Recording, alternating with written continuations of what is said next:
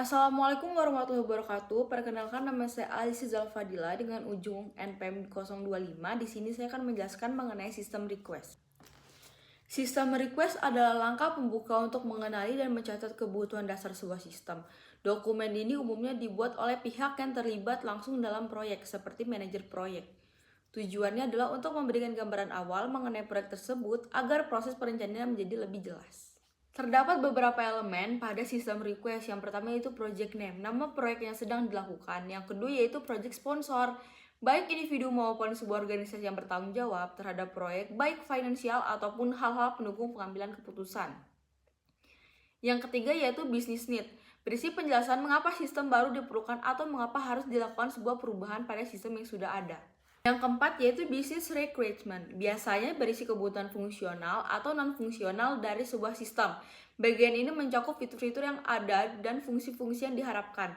Yang kelima yaitu business value, berisi gambaran tentang manfaat atau suatu nilai yang akan diperoleh organisasi dalam mengembangkan sistem. Biasanya terdiri dari tangible atau intangible value. Yang keenam yaitu special issues, hal-hal lain yang diperlukan atau diperhatikan baik dalam keadaan anggaran, tenggat waktu, dan persyaratan hukum. Jadi, apa yang perlu kita analisis dari elemen sistem yang sudah saya sebutkan tadi?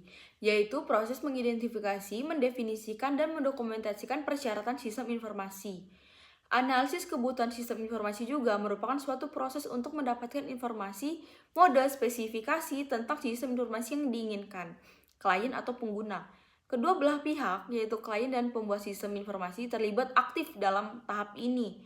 Informasi dari klien yang akan menjadi acuan untuk melakukan desain dan sistem informasi.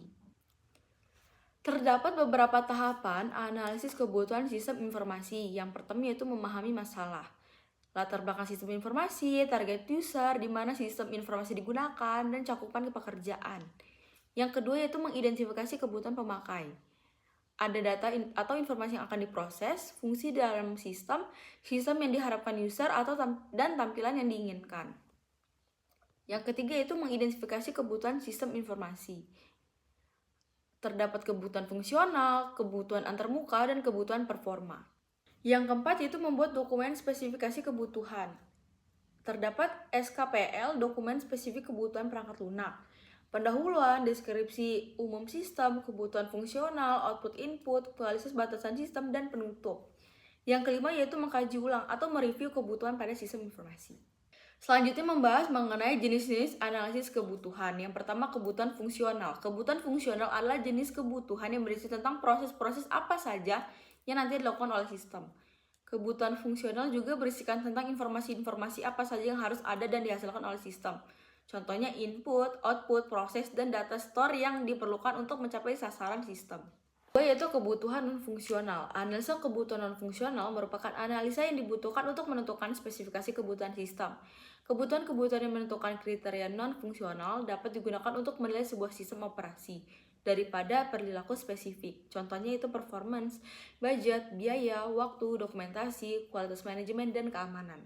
Selanjutnya kita akan membahas mengenai klasifikasi non-fungsional. Yang pertama kebutuhan produk. Kebutuhan yang menetapkan bahwa produk yang dikirim harus berjalan dengan cara tertentu, contohnya kecepatan, eksekusi, dan kehandalan.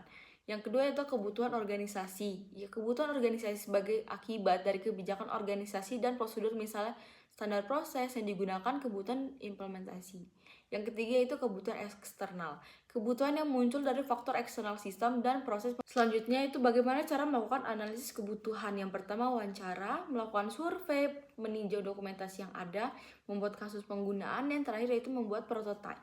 Selanjutnya itu apa manfaat analisis kebutuhan sistem informasi. Yang pertama itu mengurangi resiko kegagalan proyek. Yang kedua meningkatkan komunikasi antar pengembang dan pemangku kepentingan. Yang ketiga itu mengidentifikasi masalah di awal proses pengembangan. Yang terakhir itu menciptakan serangkaian persyaratan yang jelas. Baik, sekian dari saya. Wassalamualaikum warahmatullahi wabarakatuh.